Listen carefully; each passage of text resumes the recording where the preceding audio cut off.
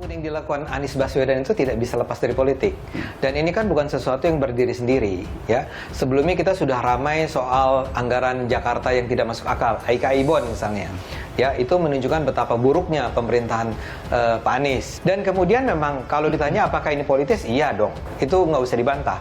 Memang Anda mengakui itu? Mengakui lah, itu kan sebetulnya menunjukkan bahwa Anda pemimpin yang buruk. Dia bermimpi ingin jadi presiden.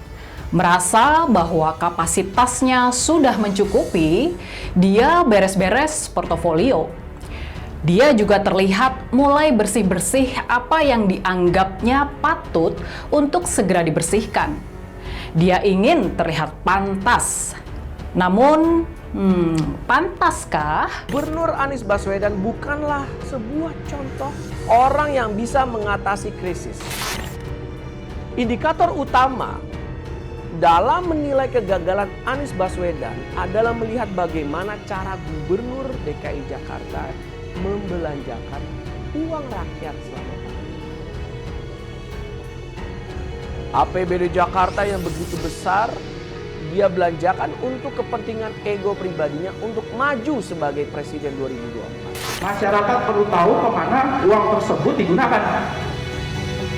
Telah berkali-kali pula kami sebagai wakil rakyat berdiri di sini menanyakan nasib uang tersebut, namun tidak ada satupun penjelasan terkait hal ini. Dogma agama berkuasa. Jakarta yang sekuler tiba-tiba terlihat agamis, dan maka image bahwa penggunaan senjata, ayat dan mayat demi merebut Jakarta yang sempat disematkan padanya itu kini ingin diubah. Dia sadar bahwa medan pertempuran di level nasional nggak mungkin menggunakan pola seperti itu. Dia tahu pasti akan kalah.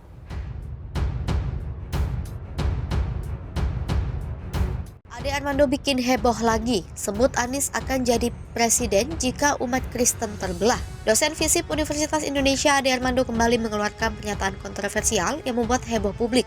Kali ini setelah video terbarunya di kanal YouTube Cokro TV terkait Pilpres 2024. Dalam video berdurasi 9 menit 15 detik itu, Ade Armando membawa-bawa nama Anies Baswedan, Ganjar Pranowo, hingga umat Kristen. Kata tokoh yang kerap memantik kontroversi itu, umat Kristen bakal menjadi bagian penting dalam kontestasi Pilpres 2024 mendatang.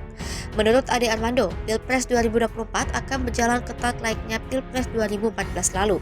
Karena itu, suara minoritas justru akan menjadi penentu. Asumsinya, kata Ade, Anies Baswedan benar-benar maju sebagai Capres 2024, di mana kata dia ada 4 nama yang berpotensi menjadi lawan Anies.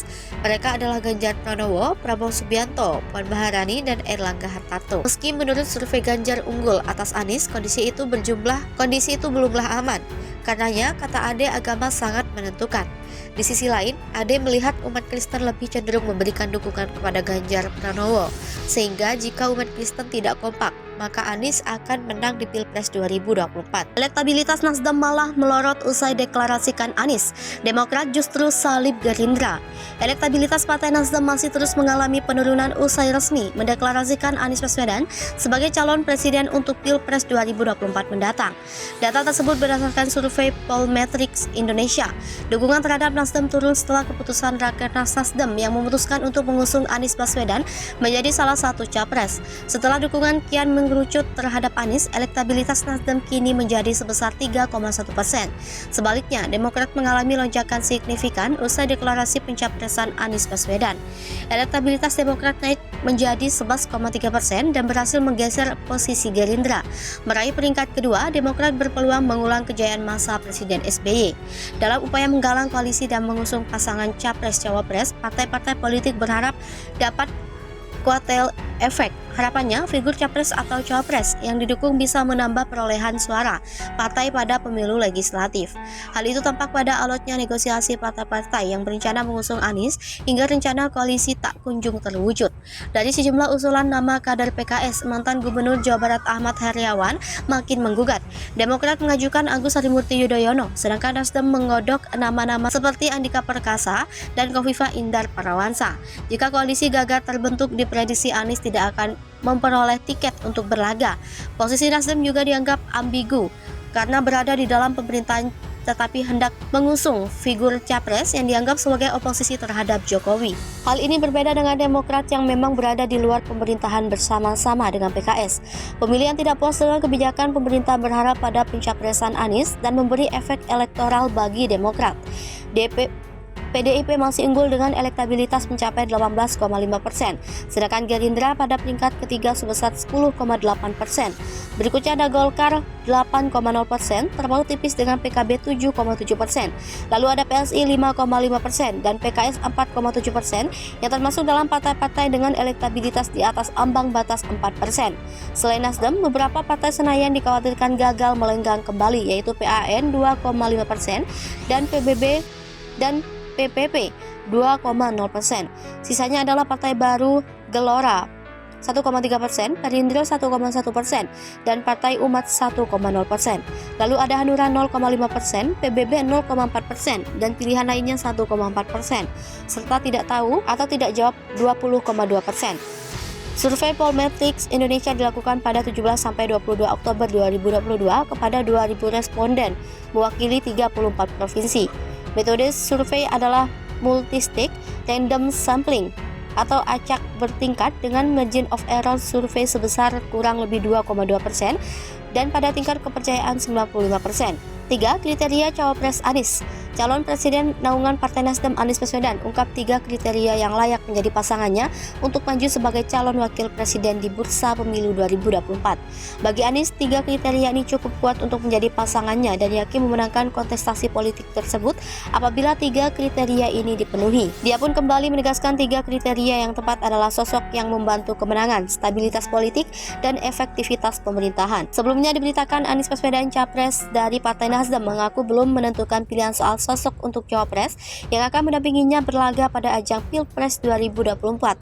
Menurut Anies, keputusan soal cawapres itu masih memiliki waktu yang lama, sebab pendaftaran pasangan capres dan cawapres dijadwalkan pada November 2023. Mantan Gubernur DKI Jakarta itu juga tidak menjawab saat disuruh memilih antara Agus Harimurti Yudhoyono sebagai cawapres usulan Partai Demokrat atau Ahmad Heriawan sebagai cawapres usulan PKS.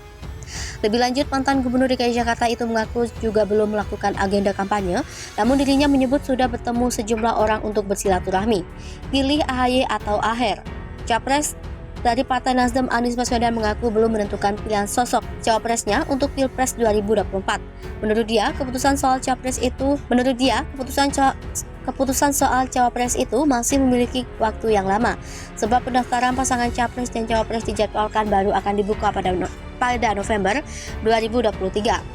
Mantan Gubernur DKI Jakarta itu juga tidak menjawab saat disuruh memilih antara Agus Harimurti Yudhoyono sebagai cawapres usulan Partai Demokrat dan Ahmad Heriawan sebagai cawapres usulan PKS. Lebih lanjut, mantan Mendikbud itu mengaku juga belum melakukan agenda kampanye, namun dirinya menyebut sudah bertemu sejumlah orang untuk bersilaturahmi. Di hadapan awak media, Anies berjanji akan mengajak para wartawan jika dirinya memiliki agenda kegiatan. Menurut dia, koalisi tersebut akan diumumkan jika sudah tiba saatnya. Nasdem optimis menangi Pilpres 2022. Partai Nasdem percaya diri dapat memenangkan Pilpres 2022 lantaran memiliki calon presiden Anies Baswedan yang disebut cerdas. Hal ini disampaikan oleh anggota Dewan Perwakilan Rakyat Republik Indonesia, fraksi Partai Nasdem Muhammad Farhan. Adapun 2 hal yang dikatakan oleh Anies Baswedan adalah perihal program yang baik dan program perbaikan menuju lebih baik. Adapun Farhan sebut kondisi politik dewasa ini perlu angin segar perubahan. Sosok Anies Baswedan merupakan capres yang membawa perubahan baru di bursa pemilihan umum 2024 mendatang. Sebagaimana diberitakan, kini Anies Baswedan resmi didapuk menjadi jagoan Partai Nasdem dengan menghadapi pemilu 2024. Kendati belum mendapatkan pasangan sebagai calon wakil presiden, nama Anies sering disebut-sebut sebagai saingan kuat yang patut diwaspadai.